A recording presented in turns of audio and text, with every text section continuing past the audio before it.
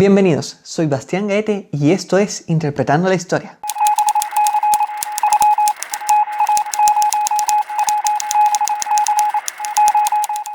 Una de las más grandes batallas de tanques de la historia en 1943, en la Segunda Guerra Mundial, resultó en la Unión Soviética ganando la iniciativa estratégica en el frente oriental, la cual mantendría hasta el fin de la guerra.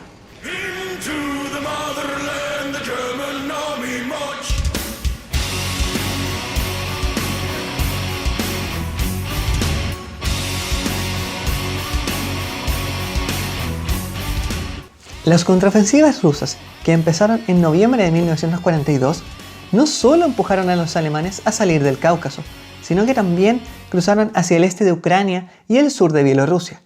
Para marzo de 1943 se había creado una gran saliente a lo largo de las líneas alemanas, entre las ciudades de Orel y Kharkov, la saliente de Kursk, y era un obvio objetivo para los altos mandos alemanes.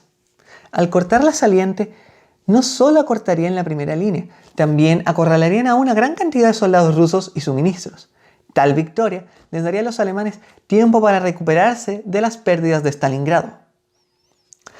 Ambas fuerzas, las del ejército sur bajo el mando del general y mariscal de campo von Manstein y las del ejército norte bajo el mando del general Oberst Walter Model, harían un masivo movimiento de pinza que atravesaría ambos lados de la saliente, atrapando a las tropas que estuvieran en su interior. Pero muchos generales alemanes expresaron dudas. Verán, el Ejército Rojo de 1943 no era el mismo que ellos habían superado fácilmente en 1941. Ahora los soviéticos eran mucho más eficientes utilizando su doctrina de batalla en profundidad. Y ya estaban preparando una ofensiva de verano para utilizar la saliente para su propio beneficio, debido a que también sabían de los planes alemanes. Los británicos habían roto los cifradores alemanes y les habían dado información a los soviéticos. De este modo, el Stavka, alto mando soviético, convenció a Stalin de retrasar la ofensiva soviética hasta que los alemanes hubieran agotado todas sus fuerzas en la suya contra las defensas rusas. Entonces la contraofensiva soviética atravesaría fácilmente las líneas alemanas y acabaría con todo el ejército central de un solo golpe.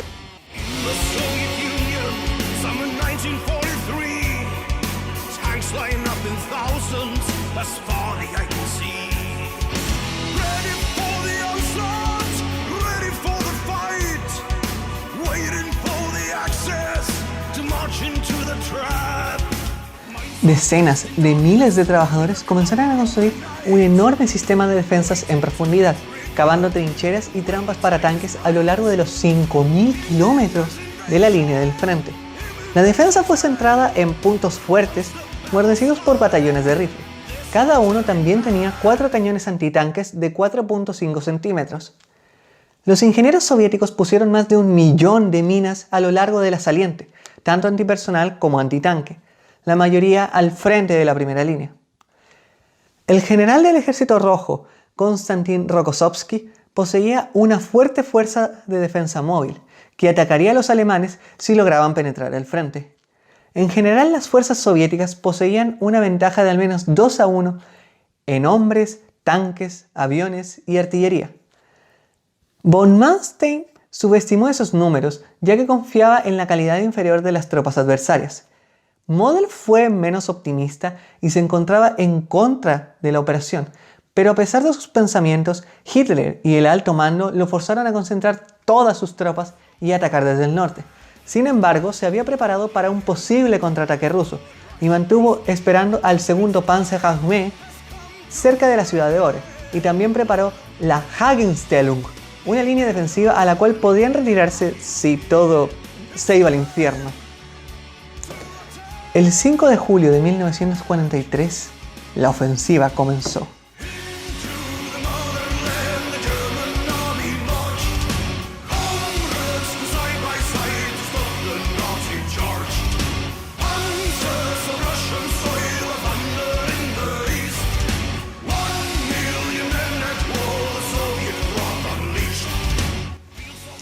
Ok, De hecho, lo primero que ocurrió fue un bombardeo soviético sobre las líneas alemanas.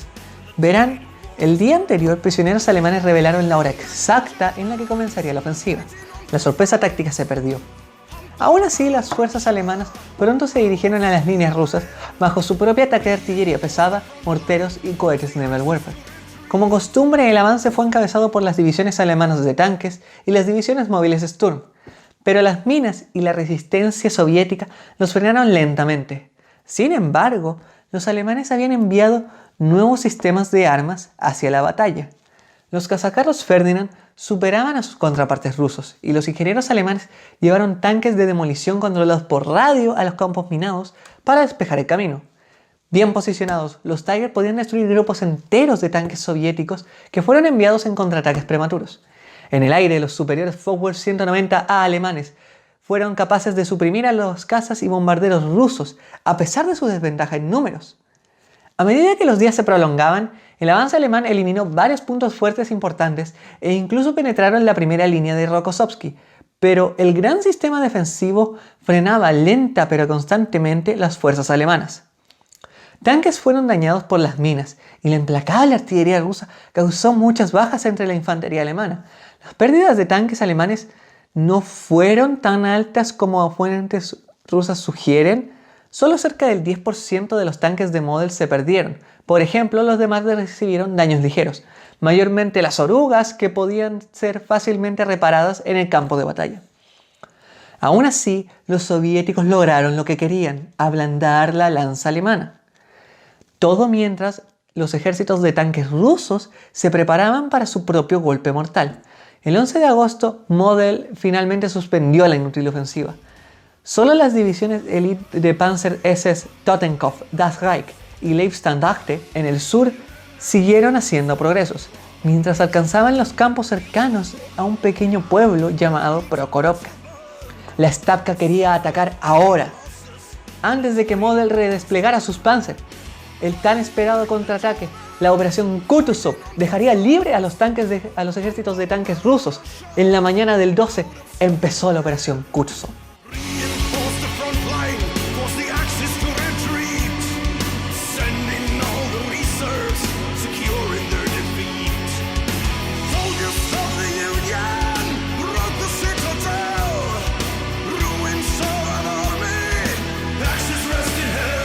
En el sur, esas Panzer SS fueron sorprendidas por una oleada de blindados que se dirigía hacia ellos. Unos 500 tanques atacaron a los desprevenidos alemanes. La columna vertebral de la fuerza de los tanques rusos era el modelo mejorado T-34-76, que era alrededor del 70% de los tanques. Pero la mayor parte estaba hecha de tanques ligeros. Solo unos pocos pesados KV se encontraban allí, y los alemanes no pasaban de los 300 tanques. Pero esas divisiones fueron las primeras en recibir los modelos de Tigers y Panthers, que superaban a los T-34 en rango y cuya armadura no podía ser penetrada por los tanques más ligeros. Y sin embargo, en grupos más grandes, el T-34 seguía siendo extremadamente peligroso. Los tanques chocaron en los campos de Prokhorovka. Los tanques alemanes desesperadamente pelearon a quemarropa contra los tanques soviéticos. Los Panzergrenadier incluso recurrieron a embestirlos con sus semiorugas. A pesar de grandes pérdidas, los soviéticos obligaron a los alemanes a retirarse.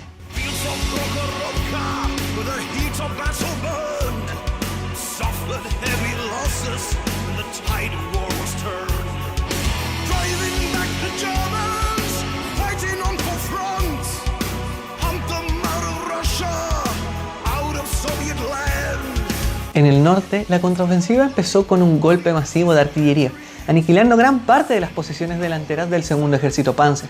El contraataque aquí sería aún más mortal que en el sur. La prevención de Model había dado sus frutos y el segundo fue capaz de defenderse de la primera oleada de los tanques rusos, atacando hacia Orel. Pero este fue solo el combate inicial.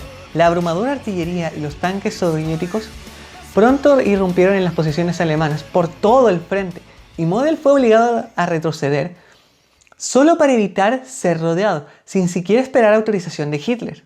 Sin embargo, los soviéticos no aprovecharon su ventaja ni se dieron cuenta cuán cerca estaban las defensas alemanas de colapsar, así que los alemanes consiguieron una retirada combativa.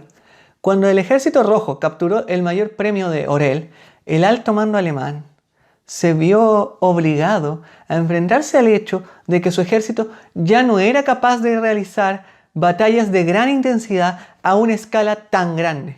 La ofensiva fue un desastre, pero no solo no conllevó victoria, sino que le costó la iniciativa estratégica en el frente oriental y nunca la recuperarían. La ofensiva le costó mucho a los rusos, sí, y las pérdidas eran quizá 4 veces mayores que las de los alemanes, pero los rusos podían reemplazarla, cosa que los alemanes a este punto no. Los rusos estarían a la ofensiva desde entonces.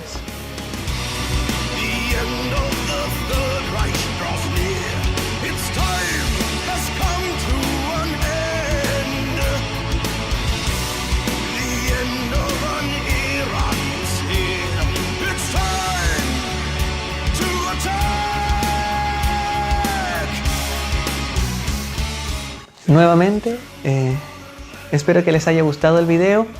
No olvides suscribirte y darle me gusta a este video. Compárteme en tus redes sociales para que todos tus amigos conozcan algo nuevo de historia. Y nos vemos en la próxima. Un saludo y adiós.